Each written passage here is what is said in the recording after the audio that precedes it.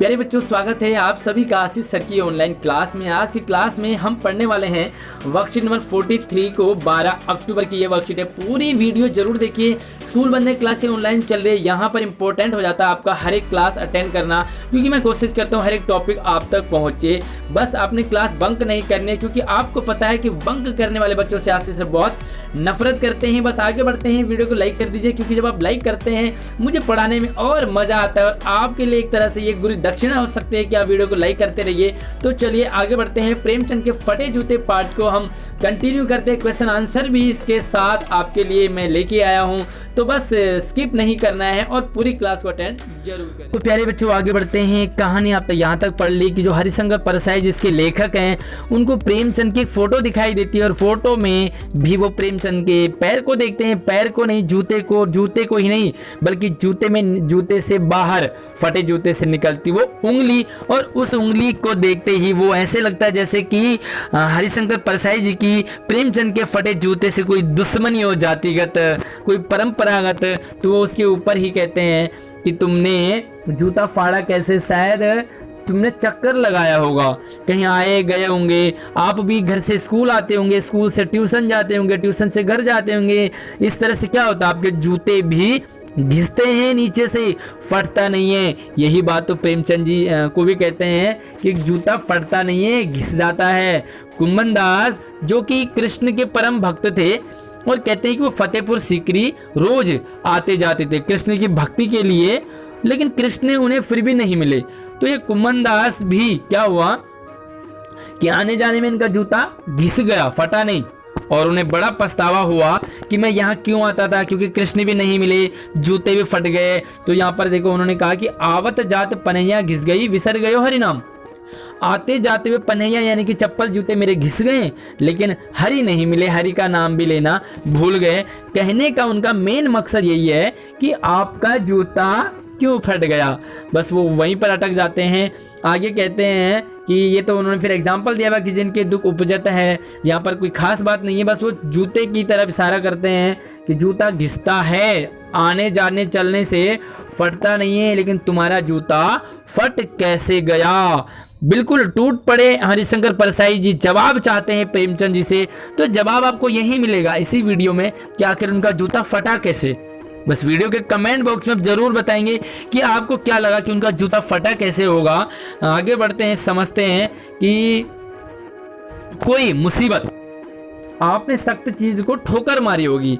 देखो आते जाते हुए जब आप स्कूल जाते होंगे, बीच में कोई पत्थर आ गया, कोई फल आ गया या कोई बॉल मिल गई आपको, तो क्या करते हैं, हम भी करते थे, उसको ठोकर मारते थे, पैर से जूते से मार दिया और खेलते खेलते स्कूल तक पहुंचते थे।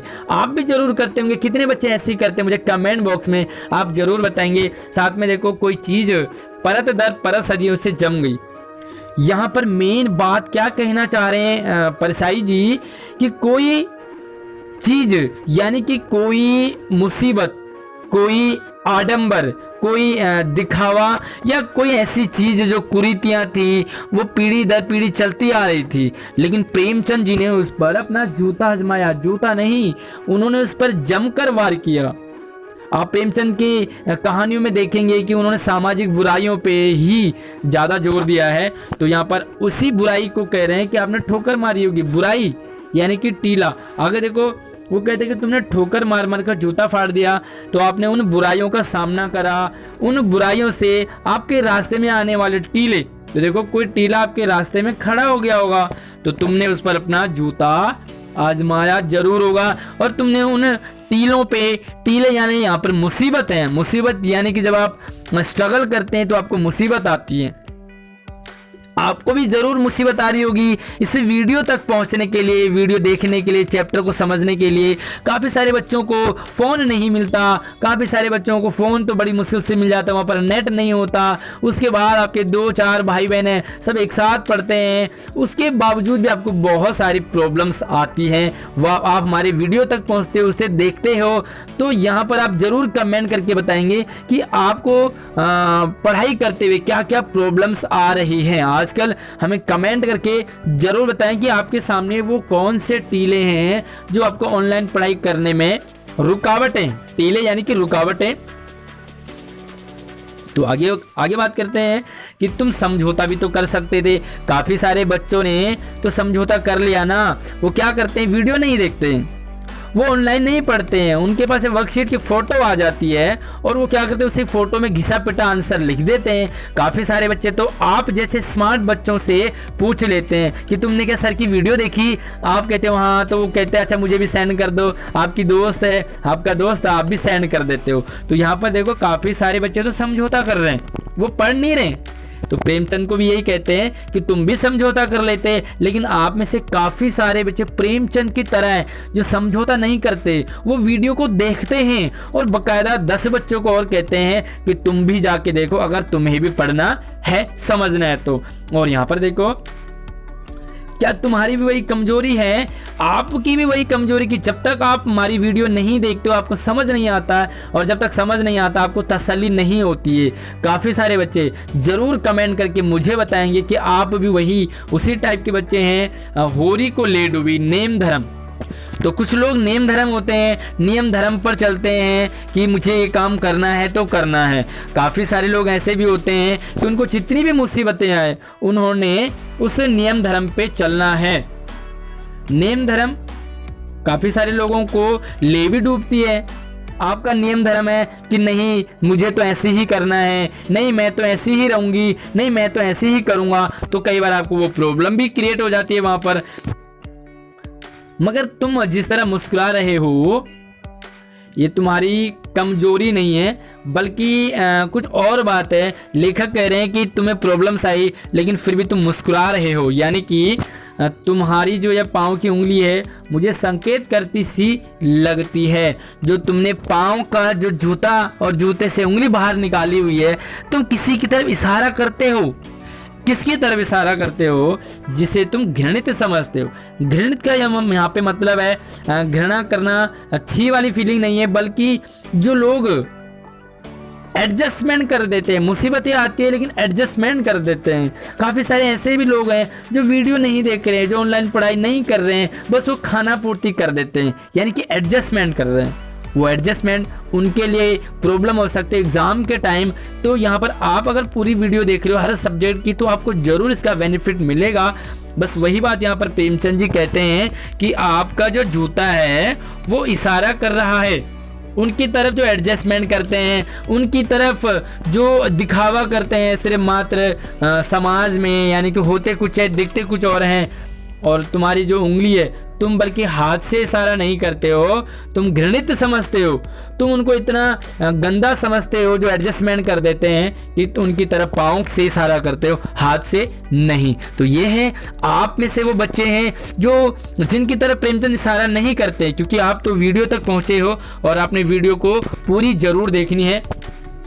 अब देखो आगे यहाँ पर कुछ क्वेश्चन आंसर हैं कि फतेहपुर सीकरी आने जाने में किसका जूता फट गया। तो इसका आंसर आपको वैसे तो आ गया होगा, लेकिन फिर भी मैं आपके लिए आंसर लेके आया हूं, तो आप देख लीजिए। तो ये देखिए जो कुम्मन दास जी थे, जो कृष्ण भक्त थे, कृष्ण भक्ति करते करते फतेहपुर सीकरी आने जाने उनके जूते घिस गए, फट गए, जिसके बाद वो कृष्ण भक्ति ही करना भूल गए। तो ये इसका आंसर है। बस आप एज इट इज पैसेज का ना लिख करके इसमें थोड़ा सा अपनी बना करके जरूर लिखेंगे। चलिए दूसरे सवाल की तरफ बढ़ते हैं। तो देखो किस चीज़ पर जूते से ठोकर मार करके प्रेमचंद का जूता फट गया, तो किस चीज़ पर टूटा है। तो चलिए इसका आंसर आपको आता है, लेकिन फिर भी मैं बता देता हूँ आपको। तो प्यारे बच्चों आपको चैप्टर समझ में आ गया, तो आप क्वेश्चन आंसर चाहे यहाँ से लिख ले, अपने बना करके भी लिख सकते हो। तो किसी सख्त चीज़ पर ठोकर मारने के कारण शायद प्रेमचंद का जूता फट गया होगा। यहाँ पर सख्त चीज़ से लेखक का अभिप्राय प्रेमचंद के रास्ते में आने वाली रुकावटों, कठिनाइयों, समाज की उन बुराइयों से है जो समाज में जिन बुराइयों से लड़ते हुए प्रेमचंद जी ने यहाँ तक पहुँचे, उन्होंने अपना जूता फाड़ दिया, कठिनाइयाँ आई, मुसीबतें आई, जैसे कि आपके सामने भी आजकल पढ़ाई करते हुए आ रही हैं। तो चलिए तीसरे सवाल की तरफ। तो तीसरा सवाल बड़ा आसान है कि वो कौन सी चीजें थी जो सदियों से परत दर परत टीले के रूप में बन रही है। तो टीला मुसीबत, और यहाँ पे देखो कि सदियों से दर परत दर जमकर समाज में टीले के रूप में यहाँ पर परसाई जी ने समाज की बुराइयों, आडंबरों, कुरीतियों और आगे बढ़ते समय मार्ग में आने वाली मुसीबतों को उन्होंने यहाँ पर कहा है कि जो दर पर दर, यानी कि कोई आडंबर है, कोई बुरा, वो दर पर दर चलती आ रही है। बाल विवाह है, विधवा विवाह है, सती प्रथा है, तो ये क्या परत दर परत बन रही थी, उनको किसी ने तोड़ा, उन पर भी किसी ने अपना जूता आजमाया। तो यहाँ पर प्रेमचंद जी ने भी ऐसे ही आडंबरों पर अपना जूता आजमाया था। अगले सवाल की तरफ बढ़ते हैं। तो देखो कि आपको भी समाज में कुछ बुराइयां दिखाई देती होंगी, तो आपको आजकल भी समाज में बहुत सारी बुराइयां हैं, आपको जरूर दिखती होंगी। उनमें से कुछ बुराइयों को आप बताइए। तो चलिए, कुछ बुराइयां तो मैं लेके आया हूं जो मुझे दिखती हैं। तो देखो यहाँ पर तो मैंने इस तरह से लिखा हुआ है,